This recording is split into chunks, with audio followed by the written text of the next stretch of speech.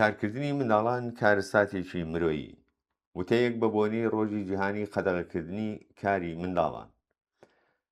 سبەینێ هەینی 12 ژوێن بەرامبەر لەگەڵ 22 جۆزەردان ڕۆژی خوێندنەوەی دووبارەی یەکێک لە قوڵترین و بە ئازارترین برینەکانی سەرجەستەی مرۆڤایەتی هاوچەرخە، ڕۆژی خەبات لە دژی کارکردنی منداڵان. ئەم بۆنەیە کە ساڵی 2022 زاینی لەلایەن ڕێکخراوی جیهانی کار ILO ناسێنرا، هەوڵێک بوو بۆ ڕاکێشانی سەرنجی ڕایگەشتی بۆ سەر چارەنووسی ملیۆنان منداڵ کە پێش فێربوونی ئەلفوبێی ژیان تامی تاڵی چەوسانەوە، ئارەغڕشتن و هەرەسێنانی خەونەکانیان دەچێژن لە نێوان بەرداشی بێبەزەیی ئابووری سەرمایەداریدا. واقعیەتی کارکردنی منداڵان چیرۆکێکی دووبارە و بەردەوامی هەژاری و چەوسانەوەیە، کارەساتێکی کە لە وڵاتانێکی ژێر دەسەڵاتی سەرمایەداری سەرەڕۆی وەک ئێران ڕەهەندگەلێکی هاوشێوەی کۆیلایەتی هاوچەرخی بەخۆیەوە گرتووە.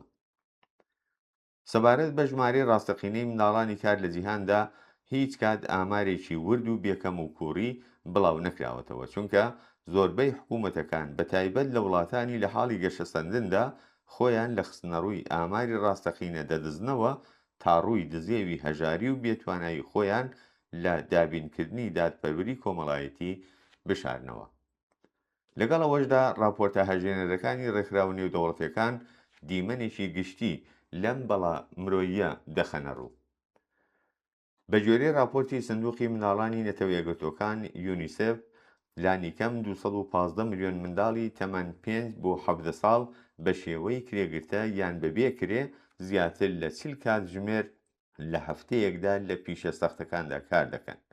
لە نێوان ئەم ئامارە لانیکەمەدا زیاتر لە 115 ملیۆن منداڵ لەو کارانەدا چالاکن کە ڕاستەوخۆ هەڕەشە لە تەندروستی جەستەیی دەرونی و ڕەوشتیان دەکات. هەژێنەرترین ئامار ئاماری ڕێکخراوی جیهانی کارە کە ئاشکرای دەکات ساڵانە 22,000 منداڵ لە کاتی کارکردندا ژیانیان لەدەست دەدەن. مەودای چەوسانەوەی منداڵان بەقەد بازاڕی کاری گەورە ساڵان بەربڵاوە، لە کرێکاری کشت و کاڵ و چێڵگەکانی تەمباکۆوە بگرە تا پیشەسازی ڕستنووسنین، کانە قوڵ و تاریکەکان، کاری ناوماڵ و کارە خزمەتگوزاریەکان. بەڵام کارەساتبارترین لایەنەکانی ئەم چەوسانەوەیە بریتیە لە بەکارهێنانی منداڵان لە ململانیە سەربازیەکان، تۆڕەکانی تاوانکاری، قاچاغی ماددە هۆشبەرەکان، پۆرنۆگرافی منداڵان و گەشتیاری سێکسی. شایانی باسە کە ئەمڕۆ تەنانەت تەکنۆلۆژیا دیجیتاڵەکانیش بەهانای چەوسێنەرانەوە هاتوون و منداڵان لە دروستکردنی کایە کامپیۆتەریەکان یان فیلمەکانی کات بەسەربردن بە مەبەستی سوود و تجارەت بەکاردەهێنرێن. ڕێژەی باوی کارکردنی منداڵان پەیوەندیەکی ڕاستەوخۆی بەهێز و توانای چینی کرێکار و پێکهاتەی سیاسی وڵاتەکانەوە هەیە. لە وڵاتە پێشکەوتووە پیشەسازیەکاندا خەباتە مێژوویەکانی کرێکاران و خەڵکی پێشکەوتن خواز توانیوێتی هەندێک یاسای پارێزەر و مرۆیی بەسەر خاوەن سەرمایە و حکوومەتەکانیاندا بسەپێنێت. ئەگەرچی لەو وڵاتانەش بۆ نمونە لە وڵاتانی وەک ویلایەتە یەکگرتووەکانی ئەمریکا مناڵانی کار زیاتر لە نێوان مناڵانی کۆچبەرانی بێبەڵگە و کرێکارانی بێناسنامەی فەرمیدا سەر هەڵدەدەنەوەکە لە ترسی دەرکردنیان لە وڵات ناچارن دژوارترین کار قبوڵ بکەن بە هەقدەستێکی زۆر کەم. لە ئێرانی ژێر دەسەڵاتی کۆماری ئیسلامی لە کاتێکدا دامەزراوە حکوومیەکانی ئێران بە نهێنیکاری بەردەوام و شاردنەوەی ڕاستیەکان باز لە بوونی نزیکەی 3 ملیۆن منداڵی کار دەکەن، ڕێکخراوە سەربەخۆ پیشەییەکان و ئامارە نافەرمیەکان ژمارەی ڕاستەقینەی ئەو منداڵانە تا 7 ملیۆن کەس دەخەمڵێنن. جیاوازی ئەم ژمارانە نیشانەی ڕەهەندە بەربڵاوەکانی دیاردەیەکە کە دەسەڵات نایەوێت بەرپرسیارەتەکەی بگرێت هاستۆ. بەشێکی زۆری ئەم منداڵانە کە لە تەمەنی 5 تا 15 ساڵیدان منداڵانی بنەماڵە کرێکاریەکان، زەحمەتکێشان و پەراوێزنشینانی شارەکانن. دابەزینی لە ڕادەبەدەری بەهای ڕیاڵ، هەڵاوسانی سەرووی 50%، بێکاری پێکهاتەیی و لە خوارەوەبوونی هەڵدەستی کرێکاران بووەتە هۆی ئەوەی کە سەرپەرشتی بنەماڵەکان توانای دابینکردنی بژێوی و تێرکردنی سکی منداڵەکانیان نەبێت. بەو هۆیەوە مناڵان لە زیاتی ئامادەبوون لە پۆلەکانی خوێندن یاری لەگەڵ هاوتەمەنەکانیان و ئەزموونکردنی قۆناغی گەشەی سروشتی ناچارن بچنە ناو بازاڕی بێبەزەیی کارەوە تا پاروەنانێک بۆ تێرکردنی سکی خۆیان و بنەماڵەکانیان پەیدا بکەن.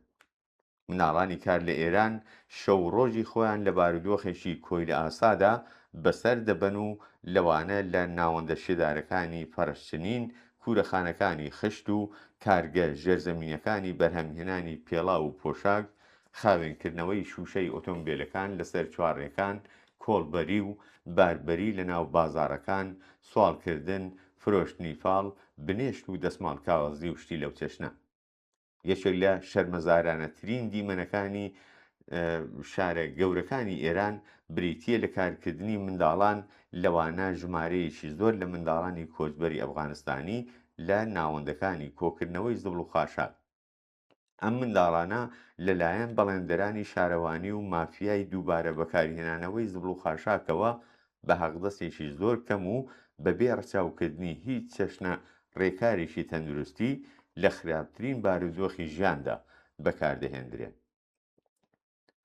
بەڵام کاری پیشەیی تەنیا ستەمێک نییە کە دەرهەق بە منداڵانی ئێران دەکرێت.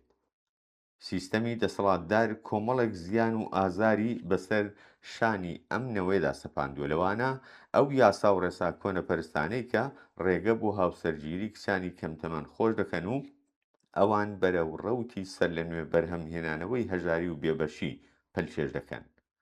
پەرەسەندنی لە ڕادەبەدەری ئالوودەبوون بە مادە هۆشبەرەکان لە نێوان منداڵانی کار وەک ئامرازێک بۆ هێورکردنەوەی ئازاری کارە سەخت و تاقەت پرۆکێنەکان یان بەهۆی کێشە و زیانەکانی بنەماڵەوە لە لێدانی جەستەیی لە هەندێک لە قوتابخانەکانەوە بگرە تا ڕەفتاری توندوتیژی گەشتەکانی شارەوانی لەگەڵ منداڵانی سەرشەقام، سەپاندنی حیجابی زۆرەملێ بەسەر کچانی منداڵ لە قۆناغی خوێندنی سەرەتاییدا، پەلچێشکردنی زۆرملەی منداڵان بۆ ڕێوڕسمە حکوومیەکان و خراپ بەکارهێنانیان لە ژێرناوی منداڵانی بەسیج بۆ پرۆپاگەندە یان بەکارهێنانیان لە سەرکوتکردنی خەڵکی ناڕازیدا.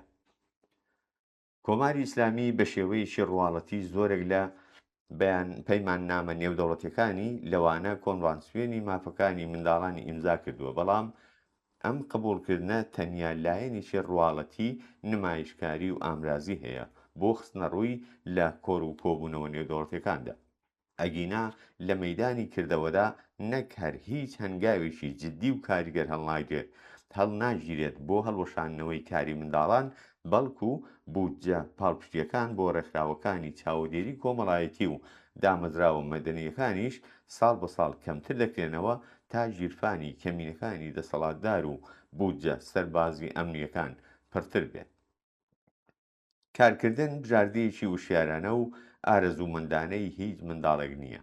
ئەمە بازاڕی بێبەزەیی سەرمایە و هەژاری سەپێنراوە کە نەمامی تەمەنی ئەم منداڵانە پێش چرۆکردن سیس و ژاکاو دەکات.